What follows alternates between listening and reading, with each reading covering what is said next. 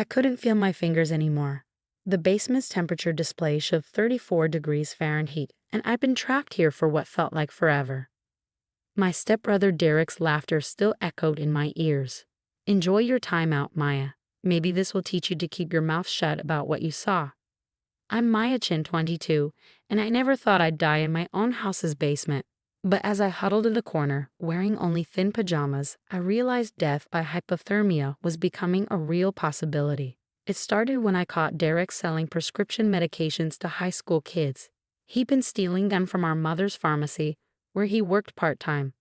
When I confronted him, his usually smirking face turned dark. "You're home early," he said yesterday, blocking my path to the basement door. I'd gone down to get some frozen groceries from our deep freezer. "Derek, move," I said, trying to sound braver than I felt. At 6'2", my 25-year-old stepbrother towered over me. His smile was cold. "You know, Maya, you really should learn to mind your own business." Before I could react, he shoved me hard. I stumbled backward, falling down the last few steps. The basement door slammed shut, followed by the distinctive click of our old-fashioned lock. "Derek, let me out," I screamed, pounding on the door. "The temperature control is broken down here." I know, he called back, laughing. "Dad's been meaning to fix it for weeks. Guess you'll have to wait until tomorrow when he gets home from his business trip. Mom will notice I'm missing," I shouted, already feeling the cold seeping through my thin clothes. "Mom's working a double shift at the pharmacy. I told her you're staying at Emma's house tonight. Sweet dreams, sis." That was 18 hours ago. My phone was upstairs charging. The basement had no windows, and the old heating system had malfunctioned weeks ago, turning this space into a virtual freezer. Dad was away on business, and Mom always believed Derek's lies. I drifted in and out of consciousness, my thoughts becoming sluggish. The emergency light cast strange shadows on the walls. Sometime during what I assumed was morning, I heard movement upstairs. "Mom." I tried to shout, but my voice was weak. "Mom, help." The basement door opened and Derek's face appeared. "Ready to promise you'll keep your mouth shut?" "Please," I whispered. "I can't feel my legs." "Drama queen," he scoffed, but something in my appearance made him pause. "Fine, but if you tell anyone about the pharmacy." "Maya?" Mom's voice came from upstairs. "Why is your car still here? I thought you were at Emma's." Derek's face hardened. He slammed the door again, and I heard him talking to Mom upstairs. "Oh, she came back early but went for a walk. You know how moody she gets." Said something about needing air. The next time I opened my eyes, I was being lifted onto a stretcher. Paramedics swarmed around me, their voices urgent but distant. Core temperature 89 degrees Fahrenheit. Severe hypothermia. How long was she down there? Found her during a wellness check, a police officer was saying. Her friend Emma called when she didn't show up for their lunch date and wouldn't answer her phone. The emergency room was a blur of warming blankets and IV fluids. Dr. Martinez, a stern-faced woman with kind eyes, kept checking my vitals personally. "Maya," she said gently, "your body temperature was dangerously low. Any longer in that basement, and we'd be having a very different conversation. Can you tell me what happened?" She locked herself in. My mother interrupted, rushing into the room. "Maya, why would you do something so foolish? Derek told me you've been acting strange lately." Dr. Martinez's expression shifted subtly. "Mrs. Taylor, please wait outside. I need to examine your daughter." Once Mom left, Dr. Martinez leaned closer. "Maya, the police found something interesting on your father's security cameras. He had them installed last month after some tools went missing. They cover the basement door." My heart skipped. There's footage." She nodded. "The cameras caught everything. Derek pushing you, locking the door, your mother coming home. 18 hours of footage. Officer Collins is reviewing it now." Tears rolled down my cheeks. Mom won't believe it. She never believes anything bad about Derek. "She won't have a choice this time," a new voice said. A female police officer entered, her badge reading Collins. "We also found interesting footage from your mother's pharmacy. Your stepbrother has been quite busy. He's been stealing prescription drugs," I whispered, "selling them to kids. That's why he locked me down there." "I found out." Officer Collins nodded grimly. "We know. One of his customers ended up in this same ER last week. nearly died. That case led us to the pharmacy, but we couldn't prove who was supplying the drugs. Until now. Dr. Martinez checked my IV. You're staying here for observation. We've restricted your visitors, family included. Officer Collins needs your full statement when you're stronger. My mom, I started, is being questioned by my partner. Officer Collins finished. The security footage shows her coming home while you were trapped. She clearly heard you calling for help but let Derek convince her nothing was wrong. That makes her an accessory. For the first time since this nightmare began, I felt something other than cold. I felt vindicated. Rest, Dr. Martinez said, adjusting my warming blankets. You're safe now. We've got cameras in this room too, and security outside your door. Derek won't get anywhere near you. As they left, I heard Officer Collins say quietly to Dr. Martinez. The footage shows him checking the basement temperature before locking her in. He knew exactly what he was doing. This wasn't a prank. It was attempted murder. I closed my eyes, finally feeling warm again, knowing that the truth, like the security cameras, had been silently watching all along. The next morning, my hospital room became a hub of police activity. Detective Sarah Collins had brought in a laptop showing me carefully selected portions of the security footage. We need you to confirm some timestamps, she said gently. I know this is difficult, but it's important. The footage was crystal clear. Derek checking the basement temperature display, smirking at the camera he hadn't known was there. The 18 hours compressed into a horrifying highlight reel, me pounding on the door, gradually becoming weaker, eventually huddling in a corner as my body slowly shut down. But the most damning footage showed my mother's actions.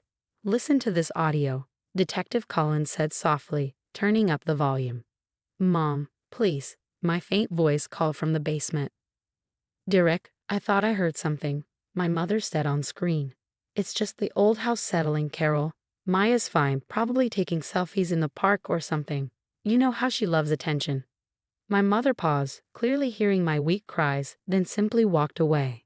Your mother is facing serious charges, Detective Collins explained.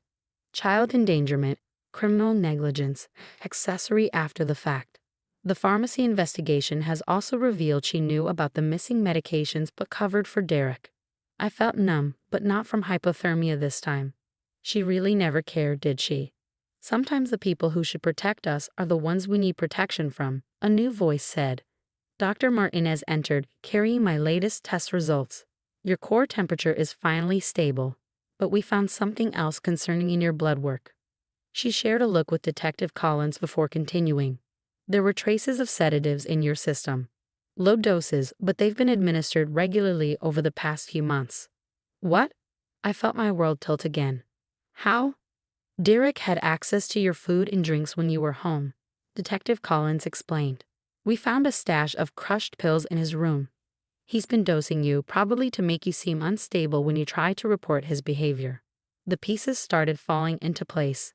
My recent clumsiness, the constant fatigue, how no one believed me when I complained about Derek because I seemed confused all the time. Your father's here, Dr. Martinez said softly. He flew back as soon as he heard. Would you like to see him? I nodded, though anxiety churned in my stomach. My father had always been distant, buried in his work, leaving me to deal with Derek and my mother alone. When he walked in, he looked 10 years older than when he left for his business trip. Maya, he whispered, I'm so sorry. I had those cameras installed because I suspected Derek was stealing, but I never imagined. Why didn't you check the footage earlier? I asked, the question that had been burning inside me. The system was set to archive footage weekly. I was waiting to review it all at once. His voice broke. If I had checked sooner. Detective Collins interrupted gently. Mr. Taylor, we need to discuss the pharmacy investigation. Your wife's involvement is more extensive than we initially thought. As they stepped out, Dr. Martinez adjusted my medications. You have visitors in the waiting room, your real friends. Emma's been here since yesterday, and half your graduate program showed up this morning. Would you like to see them? For the first time, I smiled. Yes, please. Emma burst in first, her face streaked with tears. Maya, I knew something was wrong when you missed lunch.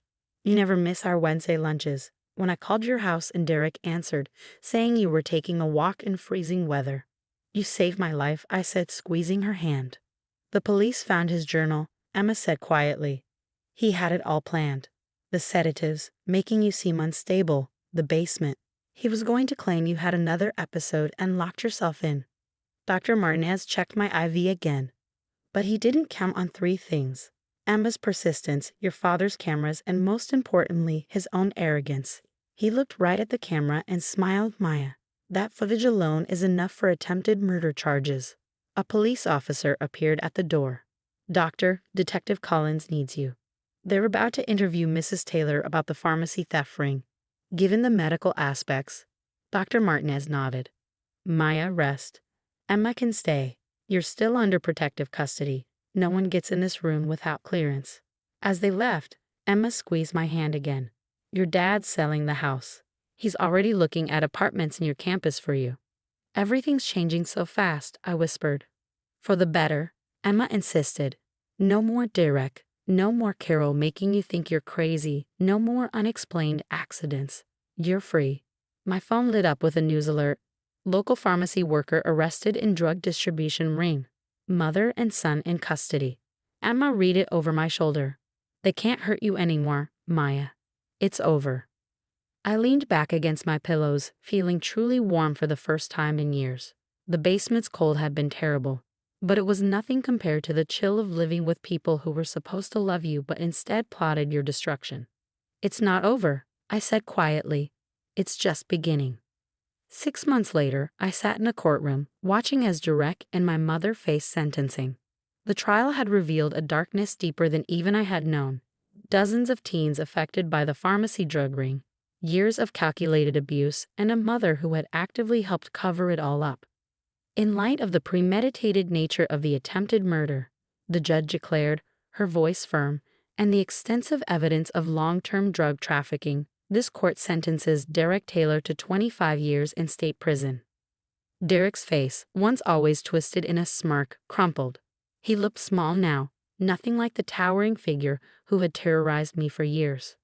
As for Carol Taylor, the judge continued, given your role in both the drug distribution and the attempted murder of your stepdaughter, this court sentences you to 15 years.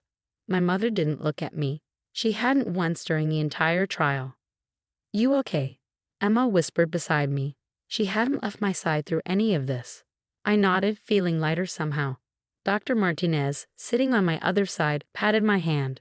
She had testified extensively about the hypothermia, the sedatives, the long-term medical evidence of abuse. Her testimony had been crucial in securing the convictions. Outside the courthouse, my father waited with Detective Collins. He'd become a different person since that day, present, protective, the father I needed all along. The house sold, he told me quietly. I've set up a trust for you with the proceeds, for your graduate studies or whatever you choose to do next. Actually, I said, I've made a decision about that. I pulled out a letter I'd received last week. Remember how the police found other victims? Kids Derek sold drugs to, people Mom helped him manipulate.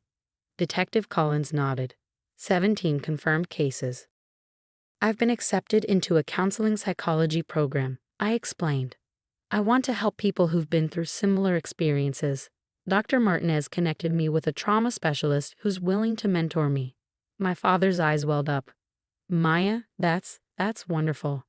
There's more, Dr. Martinez added, smiling. Tell them about the foundation. I took a deep breath. Emma and I are starting a nonprofit for victims of family abuse and drug exploitation. We're calling it Basement Lights because sometimes you need someone to shine a light into the dark places families try to hide. Detective Collins broke into a rare smile. The department would be happy to partner with you. We see too many cases where families cover up abuse, where victims don't have support systems. Later that evening, we gathered at my new apartment.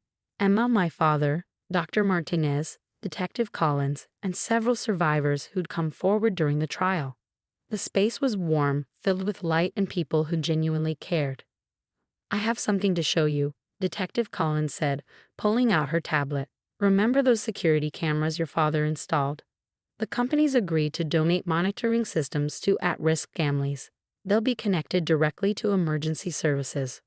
We're calling it the Maya Protocol, my father added softly. I felt tears prick my eyes, but these were different from the ones I'd shed in that cold basement. These were tears of healing, of hope. My phone buzzed. A message from one of Derek's former victims. Just heard about basement lights. How can I help? You know, Emma said, reading over my shoulder. When Derek locked you in that basement, he thought he was silencing you. Instead, he gave a voice to everyone he'd hurt.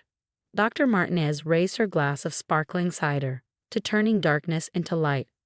As everyone echoed the toast, I looked around at these people who had become my real family. The cold of the basement felt like a distant memory now, replaced by the warmth of purpose and genuine connection. Later, after everyone had left, my father lingered. I keep thinking about all the signs I miss, he said quietly. The cameras I installed too late, the changes in you I didn't question. Dad, I interrupted gently, we can't change the past, but we can help change the future for someone else. He hugged me, something that had once been rare but was becoming beautifully common. When did you get so wise? Somewhere between hypothermia and healing, I smiled. That night, I stood on my balcony, breathing in the warm summer air.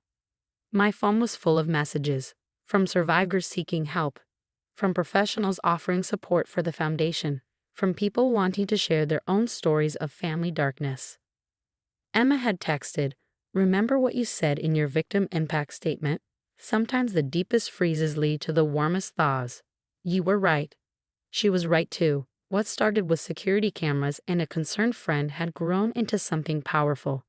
The basement hadn't broken me, it had revealed my strength, not just to others but to myself. And now that strength would help light the way for others still trapped in their own dark places. Because sometimes the best way out of darkness is to become the light you needed when you were lost in it.